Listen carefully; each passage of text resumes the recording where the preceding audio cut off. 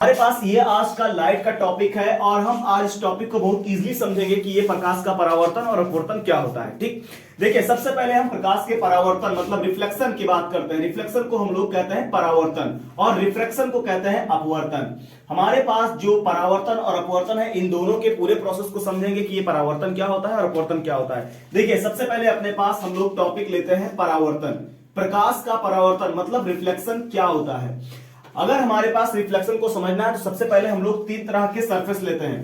देखिए सबसे पहला सरफेस, ये कॉमन सी बात है कि हमारे पास तीन तरह के तीन टाइप के सरफेस होते हैं। एक होता है जिसे हम लोग कहते हैं पारदर्शी सरफेस, मतलब पारदर्शी, ट्रांसपेरेंट, पारदर्शी, नाम से ये पारदर्शी, उस पार का दर्शी, दर्शन हो जाए वो पारदर्शी कहलाता है। जैसे हमारे पास कोई कांच या कोई साफ सुथरा पानी, हम उसमें कांच में इस पार से उस पार की चीजों को आराम से देख सकते हैं, मतलब ट्रांसपेरेंट चीजें, मतलब पार का दर्शन, पारदर्शी चीजें। दूसरी होती है अपारदर्शी।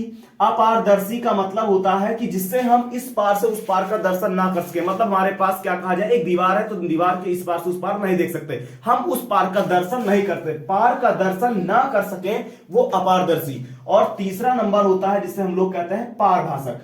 पारभासक मतलब पारभासक वो होता है जिससे हमें धुंधली धुंधली चीजें उस पार की दिखाई देती है, जैसे हमारे पास घिसा हुआ कांच। और अगर हम कभी बरसात के समय में कोई गाड़ी या कोई फोर व्हीलर से जाते हैं तो उसके जो आगे ड्राइवर के आगे जो शीशा लगा होता है उस पर अगर पानी की बूंदें पड़ जाती हैं तो हमें कांच की उस पार मतलब शीशे के उस पार की चीजें पूरी क्लियर नहीं दिखाई देती हैं, तो उस समय वो हमारा पारभासक सरफेस बना होता है। तेल लगा हुआ कागज, गंदा पानी, ये सब पारभासक होते हैं। मतलब सरफेस तीन तरह के हैं, पारदर्शी, अपारदर्शी और पारभासक। तो हम लोग सबसे पहले परावर्तन की प्रोसेस पढ़ने के लिए क्या करते हैं, अपारदर्शी सरफेस लेते हैं। और उस अपारदर्शी सरफेस को कैसे, वो चमकदार होना चाहिए, चमकीला होना चाहिए। मतलब जैसे कि हमारे पास कोई एक चमकीला चमकदार पृष्ठ है और इस चमकीले चमकदार पृष्ठ पर हम क्या करेंगे, प्रकाश की किरण आपतित करेंगे। तो जैसे ही इस पर प्रकाश की किरण आपतित करी जाती है तो इस किरण को हम लोग कहते हैं आपतित किरण, इंसिडेंट रे। जब आपतित किरण है तो जैसे ही आपतित किरण किसी चमकीले चमकदार सरफेस पर आकर गिरी तो जहां पर टकराती है वहां पर हमें एक अभिलंब मतलब नॉर्मल खींचना पड़ता है। ये तो रूल ही होता है कि जैसे किसी सरफेस पर कोई लाइट आकर गिरी तो वहां पर हमें क्या करना पड़ता है, एक नॉर्मल खींचना पड़ता है। इसे हम लोग कहेंगे अभिलंब।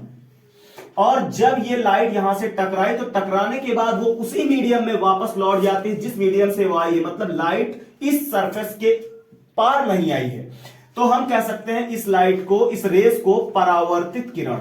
इसे क्या कहेंगे, परावर्तित किरण। मतलब कहने का है कि जब कोई प्रकाश की किरण किसी चमकीले या चमकदार पृष्ठ पर गिरती है तो टकराने के बाद वो उसी मीडियम में वापस लौट जाती है, उसी माध्यम में वापस लौट जाती है जिससे वो आती है। यह क्रिया, यह पूरी प्रोसेस प्रकाश का परावर्तन कहलाती है।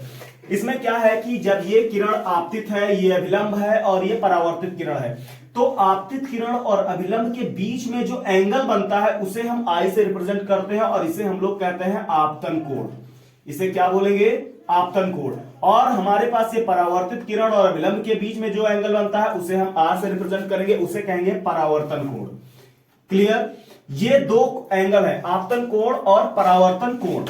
ये इंसिडेंट एंगल और ये रिफ्लेक्टेड एंगल, सॉरी ये है रिफ्लेक्टेड एंगल और ये है इंसिडेंट एंगल। तो हम क्या करते हैं, जो हमारे पास परावर्तन की क्रिया है, रिफ्लेक्शन की क्रिया है, उसके दो रूल होते हैं। आइए हम देखते हैं कि वो दो रूल क्या होते हैं। सबसे पहले रूल नंबर 1, नियम है परावर्तन का, पहला नियम है कि इंसिडेंट रे मतलब आपतित किरण, परावर्तित किरण और अभिलंब तीनों एक ही तल पर पाए जाते हैं, मतलब एक ही बिंदु, एक ही तल पर स्थित होते हैं। ये हमारा परावर्तन का पहला रूल है। क्या, आपतित किरण, परावर्तित किरण और आपतन बिंदु पर अभिलंब तीनों एक ही तल मतलब एक ही बिंदु, एक ही तल पर पाए जाते हैं। ये परावर्तन का पहला नियम है। दूसरा नियम क्या होता है कि अगर हमारे पास दूसरा लॉ देखते हैं क्या है, इस एंगल को क्या कहेंगे, आपतन कोण मतलब इंसिडेंट एंगल, और इसे कहेंगे परावर्तन कोण मतलब रिफ्लेक्टेड एंगल। दूसरा रूल है कि incident angle is always equal to the reflected angle. आपतन कोण सदैव परावर्तन कोण के बराबर होता है। ये हमारा क्या है, परावर्तन का दूसरा नियम है।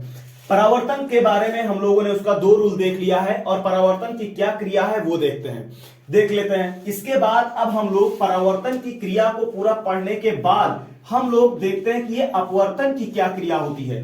ठीक, अपवर्तन की क्रिया को देखने के लिए हमारे पास अब इस बार जो भी सरफेस है उस सरफेस में क्या करते हैं कि इसकी अपवर्तन की जो प्रोसेस है, इस अपवर्तन की प्रोसेस को पढ़ने के लिए हम दो कंडीशंस देखते हैं।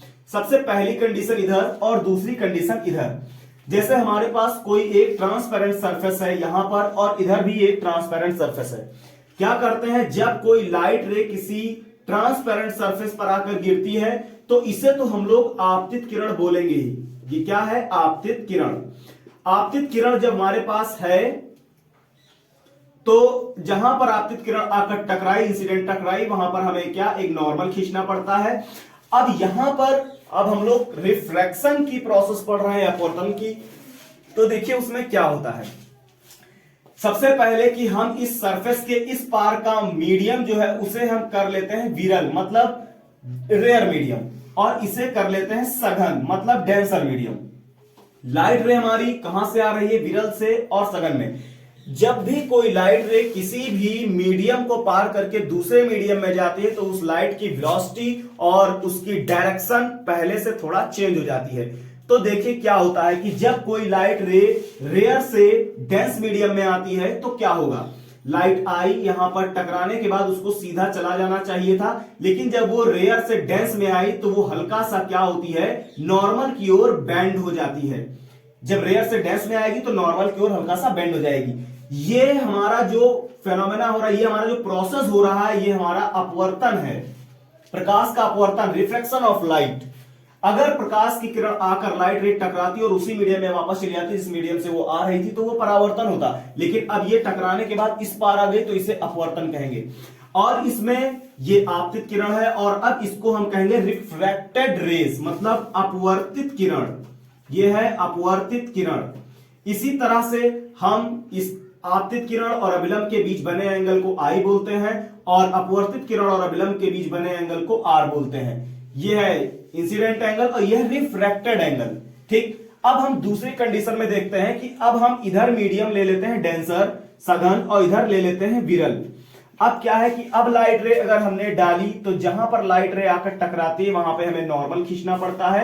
अब लाइट रे ऐसे सीधी चली गई होती, लेकिन अब डेंस से रेयर में आएगी तो ये नॉर्मल से थोड़ा और दूर चली जाएगी। ये हम आपको पहले ही बता चुके हैं कि जब कोई लाइट रे एक मीडियम से दूसरे मीडियम में आती है तो उसकी वेलोसिटी और उसकी डायरेक्शन पहले से थोड़ा चेंज हो जाती है। वेलोसिटी बढ़ भी सकती है, वेलोसिटी घट भी सकती है। ठीक, अब क्या है कि जब ये डेंसर से रेयर में आएगी तो ये नॉर्मल से दूर हो जाएगी, लेकिन अभी भी इसको हम इंसिडेंट रे मतलब आपतित किरण, इसे अपवर्तित किरण कहेंगे। यह है आपतित किरण, आपतित, और यह है अपवर्तित। क्लियर, इसके बीच बना एंगल आई और इसके बीच बना एंगल आर।